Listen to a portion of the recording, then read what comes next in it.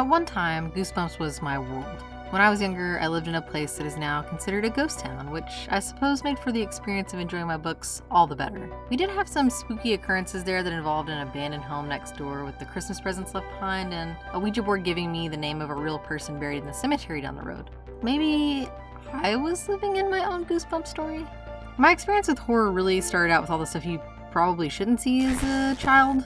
Uncle Frank and his fleshy body, children being dragged into storm drains by maniac clowns, a grotesque tongue coming out of a phone at a teenage girl, a man getting stabbed in the Achilles by an undead toddler. I could keep going, but you get it, and I'm sure there's some things you saw that you probably shouldn't have. And yes, Mom, I know I could have just stayed in my room, but curiosity killed the cat, and I'm all the better little human for it. Goosebumps sort of brought me back into the age-appropriate version of the genre, and honestly made me want to write my own little spooky stories. I was even blessed by R.L. Stine, so kind of a big deal. Alright, I'm gonna try not to make this the longest episode we've ever had just because I want to nerd out about my favorite books. Trust me, I've had to omit more than I care to say because of how bad I want to tell you guys how different in tone that the Fear Street saga is, and how Hide and Shriek is still a solid read after all these years even though it's ghost-written technically. Goosebumps was massive in the 90s, so when they announced that a television series was coming, it was no surprise. I remember the first time I saw an announcement for it on Fox Kids and I flipped my lid. I went through all the usual emotions: excitement, shock, skepticism, excitement. It was only natural that they decided to make this move based on the popularity of the series and the success of other shows like Are You Afraid of the Dark and Eerie, Indiana.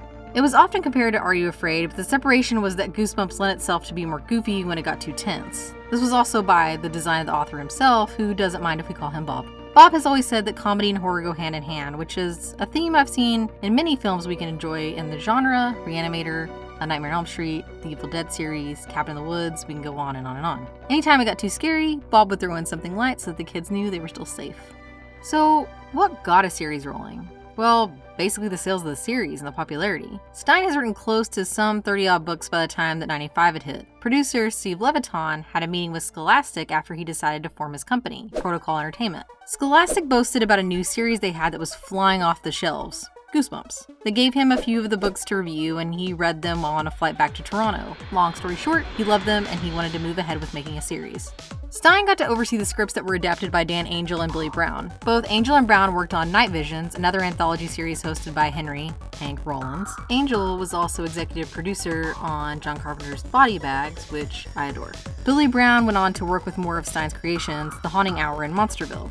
Ron Oliver, who wrote fan favorite Hello, Mary Lou, Prom Night 2, has several directing credits within the series and has written a couple of the episodes as well. Stine also got to do hosting duties like one of his favorite inspirations, and mine, Rod Serling. I love it because of Stine's deadpan delivery and his admiration for dad jokes. Viewers beware, you're in for a scare.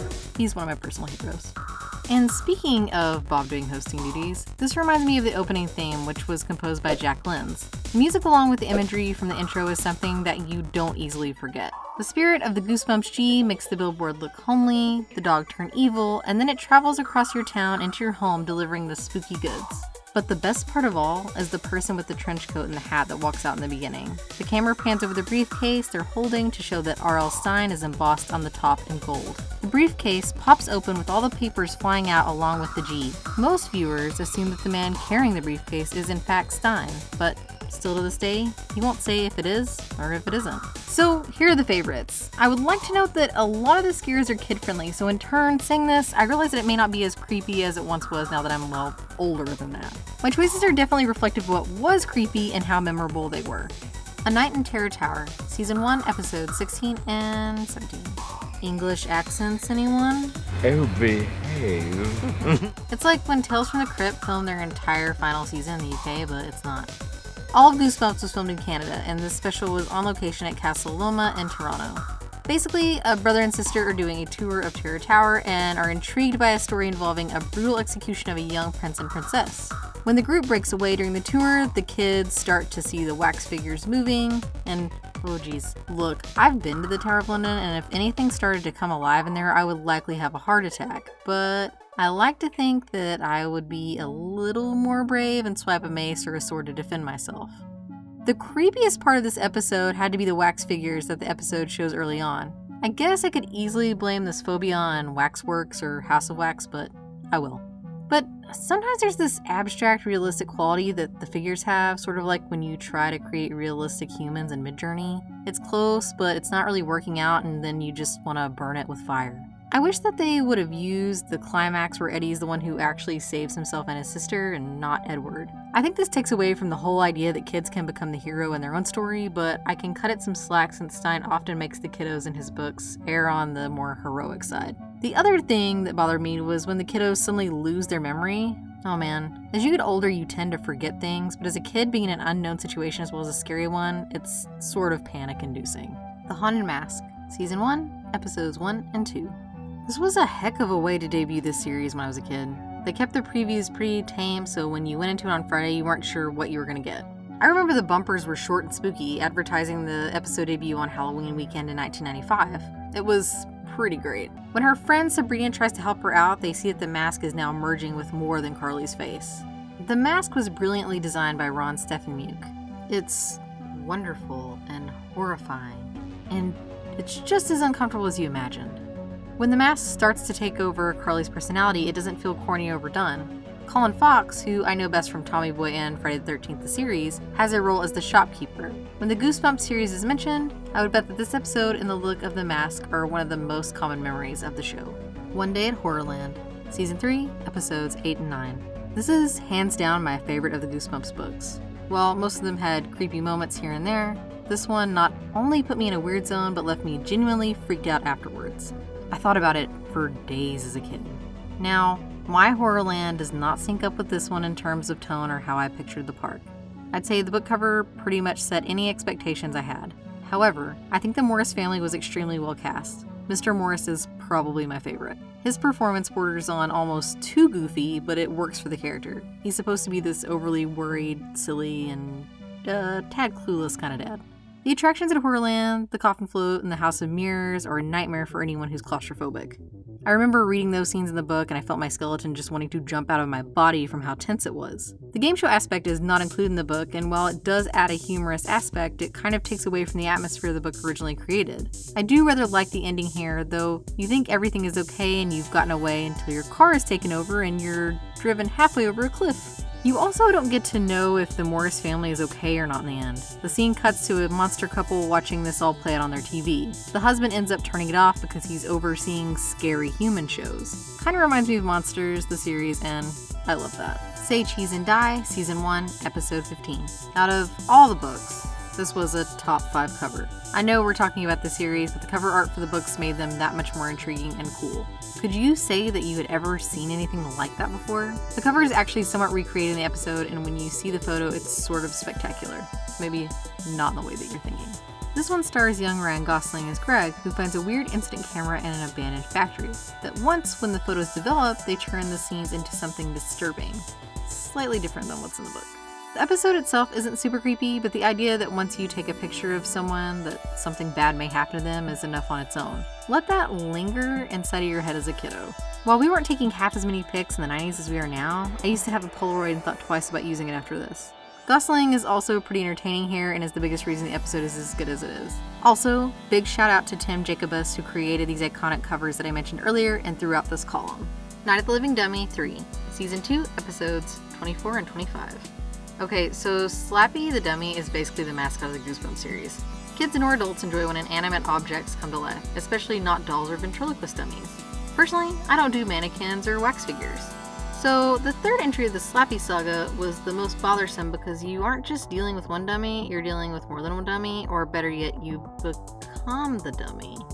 The premise revolves around Mr. Odell, who is a ventriloquist, showing off his recent purchase, Slappy the Dummy, to his two kids, Daniel and Trina. As you may already know, Slappy has already been destroyed and come back to life, so it's no surprise when it happens again. When cousin Zane comes to visit, who's played by Hayden Christensen, he's timid and often picked on by Trina and Daniel. Yep, he's the weak one who's easily taken advantage of, so he's naturally the best target for Slappy. Watching Slappy suddenly come out of a corner and start moving is a little disturbing, and it doesn't stop there.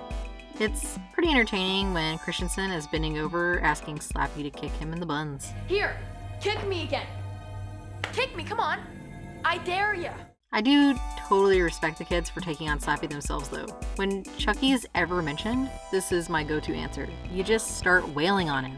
He's a deranged doll, but he's still a doll. Someone's probably gonna give me flack for that. So what? Also, Slappy's gotta stop putting so much trust into his fellow dummies. What a dummy move, eh? The final shot where Zane's head does a full-on twist is a total shocker to the book readers. I'll be seeing you real soon, cousins. I think this ending is more fitting for the episode itself, especially since Slappy explodes, so there wouldn't be much left for Zane to take anyway. Even though he could magically be put back together because Slappy can't be killed by conventional weapons or acts of nature, right? This is also the last episode that Stein does hosting duties on. So sad. Really, all the episodes are pretty great and in line, and you should just watch all of them if you feel inclined. But where do we watch all of them? Well, Netflix had all of them streaming just recently as November, which was nice because they were all in the same place. You can get copies of episodes on VHS, haha, and DVD, but if you want to make it much easier on yourself, just go to the YouTubes. What happened to the series and where is it now? Well, the ebb and flow of the series' popularity was the reason the show was canceled. Kids grow up and their interests change, and they took the Goosebumps series with them. But don't feel bad though. Bob got new life with The Haunting Hour, Mostly Ghostly, The Nightmare Room, Just Beyond, Fear Street, and a big screen debut for Goosebumps. A new generation interested in horror finds a well-loved copy of Welcome to Dead House, and new admirers are born. There's also a new Goosebumps series being crafted that will have a home on Disney+. Justin Long is attached to star. I'm a little sad because they won't be going the anthology route and will follow the premise of the movies more closely. I've also been reading Stuff of Nightmares, which is written by Stein, and it's a comic from Boom Studios. It's adult-oriented and it's pretty awesome. While horror as a whole made me feel like I had a place in the world, Goosebumps brought me comfort and made me want to be a writer. I had so much fun and cherished the books that I still have. They've actually been sitting here with me as I type up this column. Really, my love starts with the books. The series stayed true, in my opinion, to what Stein has written on the pages, but how can something like this live up to something you've loved most of your life? Their series will never be like the journeys I had while reading these books, and you know what? It's okay that they aren't. The series is memorable for so many people, including Goosebumps book fans such as myself. The minute you hear that intro, you're transported back to a place where you got a personal pizza for reading over the summer, you're listening to Tonight, and you fall asleep in your beanbag chair. Life is good. Until next time, my creepy companions.